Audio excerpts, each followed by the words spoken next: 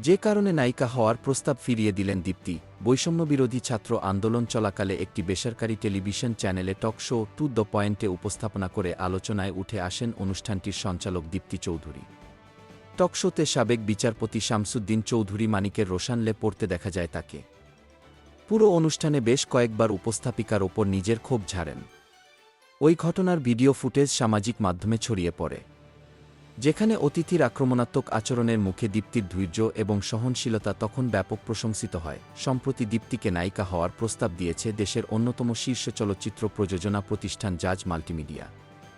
তবে সে প্রস্তাব ফিরিয়ে দিয়েছেন দীপ্তি। সংবাদমাধ্যমের সঙ্গে আলাপে দীপ্তিকে সিনেমার প্রস্তাব দেওয়ার বিষয়টি নিশ্চিত করেন জাজের কর্ণধার আব্দুল আজিজ।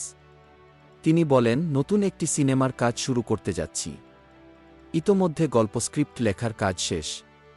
সিনেমাটির জন্য নতুন একজন মুখ খুঁজছি।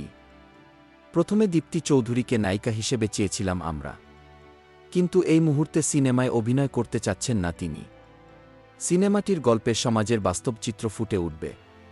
আশা করছি দর্শকদের ভালো লাগবে। জানা গেছে, পরিচিতজনের মাধ্যমে দীপ্তির কাছে সিনেমাটির প্রস্তাব দেওয়া হয়। তবে বিনয়ের সঙ্গে নায়িকার হওয়ার প্রস্তাব ফিরিয়ে দিয়েছেন দীপ্তি। দীপ্তি জানান, উপস্থাপনা তার পেশা। এই কাজটি সঠিকভাবে করার চেষ্টা করছেন। এছাড়া পড়াশোনা, লেখালেখি ও উন্নয়নমূলক কাজ নিয়ে ব্যস্ত থাকতে চান তিনি। আপাতত অভিনয়ে যুক্ত হতে চান না বলেও জানান তিনি। Golam Mustafa, desk report, BE news, Dhaka.